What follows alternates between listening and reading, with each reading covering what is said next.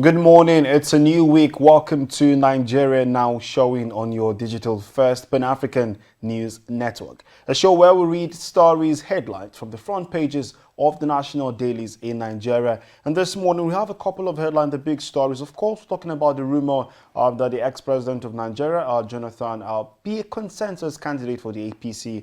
And we talk about PDP as well, election issues, and also women issues in politics. And joining us to analyze these stories and more is Adebayo Fajime. Good morning. Good morning. How was your weekend? It was very well. Oh, good, good. Let's begin from, of course, the Punch newspaper. We do know that rumors have, been on the internet for 1 to 2 days now, and then people are saying, of course, we've always had rumors, and following Jonathan's speech, his statement, talking about he not knowing if he will come or not. It's like sitting on the fence, basically. And now we're seeing the big story on the Punch says, consensus plan for Jonathan unsettles APC. Tinubu, Simbajo camps, others kick. What is your take on this update? Well, whatever the intention of the former president is, what I think personally that is good for him is to just continue to build on his democratic legacy, and he should continue with all the works, that he has been doing, to bring back, to solidify, democratic process in not only in Nigeria, but also in African continent. But what is the possibility that is coming? Well, it is his right. So if he says he wants to come back, of course, let him. But what if I were him? So I will have just neglect that angle and just continue with the work, because Nigeria as it is now, Nigeria is so difficult to govern. Because number one, our mindset, the way we are wired, our situation is just so complex. And we are not. We are here to come of age. I don't think we have come of age. Okay, you can say, okay, if he comes back. But the question is, if he wants to come back, what did he do wrong that time that he wants to come and write now? So that's a big question. So, but I don't really see that he will come back and he will now come under the platform of the APC. It cannot work. It can't work, because if he comes back, even with the consensus rumor or whatever, it is not democratic, and I don't expect. I don't even see APC doing that. I don't see them. All right, but shed a light on definitely what the zoning formula is for APC. I didn't know that it's basically south this time. So is it the southwest, southeast, or even south? Because we've had people, bigwigs from the southwest come. We're talking about Tinubu and Osinbajo. Don't you think Jonathan, if he would come out, would be a very strong candidate for the south? If, of course, the south that emerges the champion at the end of the day. So now, if he's coming to the APC and he say he wants to contest, of course, the APC will allow him, because he has the right and they will allow him. But the question is, where would the party put the likes of Tinubu? Who has been a frontline leader, who has invested so much in the party. So that would be an injustice. In fact, of course, on my own part, it would be an injustice if the party eventually neglects Tinubu and say, because former president Osinbajo comes back to the party and they give him tickets. So it will, in fact, it will not work that way. It will not work. So whether it comes back or not, of course, I believe that, according to what the party have said, though they have not officially declared, but I want to believe that this is coming to the south, and probably from the southwest. But for former president Goodluck Jonathan, I'm not sure it's going to work for the party that way. Okay, let's see how that event unfolds. Of course, there are a couple of riders there. Jonathan's backers in dilemma over APC's past attacks on ex-president fear rejection. Aspirants looking for consensus are lazy. Nobody will impose candidates, says Tinubu Group. And VP will emerge candidate supporters are saying Yahya Bello will beat Goodluck Ebele. Jonathan Campaign Council also says. From the very top, Buhari orders arrest of Imo illegal refineries operators. That is on page 16. And then just under the picture of the day, Lagos Rail project will be completed in fourth quarter of 2022, says Sanwo-Olu.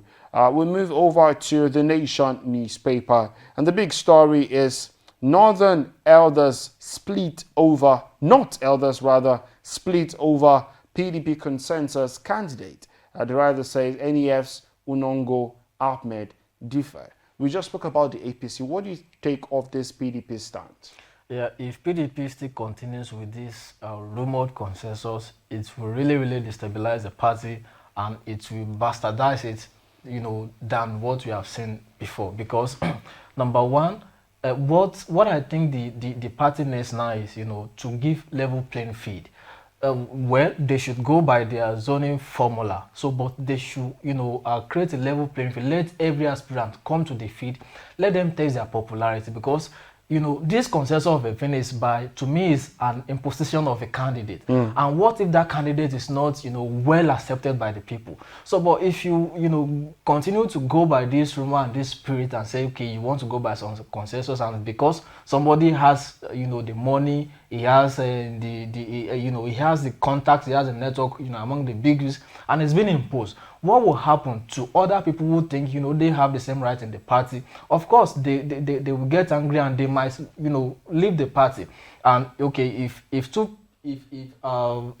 big wigs are leaving the party, you can only say they may not have the national prayer, the national spirit, of course, but they have influence over some certain, set of people. And if those people leave the party, it is minus for the party. So I think what is good for them is just to, allow, to create level playing field. Let every aspirant test the waters. Wherever geopolitical zone you are zoning it to, let every aspirant come, let them contest, and let them know that the election is keenly contested, and let everybody know that, okay, this is actually what we did. This is the people's choice. Yes, if you lose, you will know you lose, and whoever wins, then it should be clear to everybody that no, this person really wins, and everybody will be happy. But if you continue by this, it's just like imposition, and it will only damage the party than than what we have seen before, especially for 2023.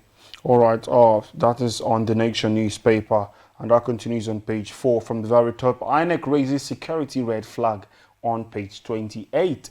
Death toll rises to 130 in Imo explosion as Buhari orders operators arrest. And Macron, first French president in 20 years to win re-election. Of course, that's an international story on page 4 of The Nation newspaper. Federal lawmakers abusing their offices, ICPC alleges. That is on page 5 of The Nation newspaper. On the Daily Trust, the big story: despite 4 trillion naira investment, hope dims for Ajaokuta steel takeoff. The writer says Nigeria's low-grade iron ore is setback, says ex-DG Mining Cadastre Office. Depends on Guinea for raw material. Project 98% completed. And then underneath the picture of today, Abuja villagers flee as bandits kill one, steal motorcycles. That is on page 21 of the Daily Trust newspaper. On the Guardian newspaper this morning, from the very top, how inflation, naira, free fall, jack up 2023 election budget by 115 billion naira. That's on page 2.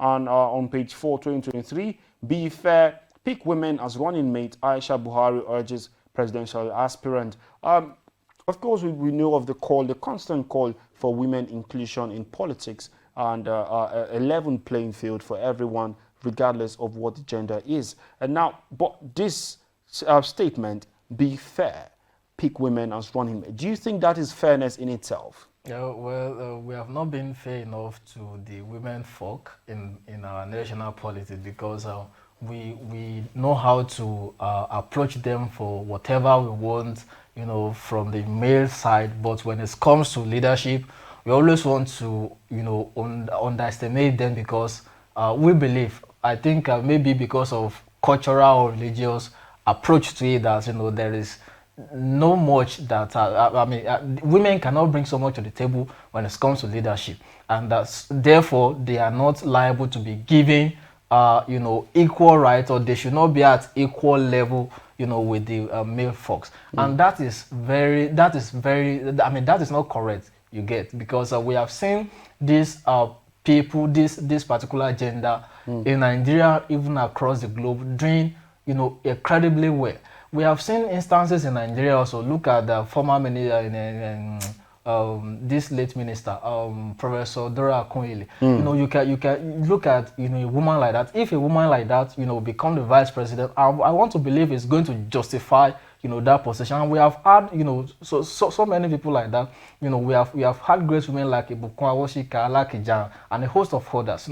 So if these people, these aspirants, in fact, is going, I will really be happy if any of these aspirants can actually pick, especially in the APC and the PDP. If eventually they get there and that they win election, and we are having a vice president, we're having a woman as a vice president, it is going to give me a lot of joy, because we have sidelined these people so much. When it comes to electioneering process, if they want to vote, they are the largest gender that comes to the post. But when it comes to leadership, so we underestimate them, we overrate them, that there is nothing they can bring to the table, of which is not correct. So I think it's high time we begin to look into that dimension, and give them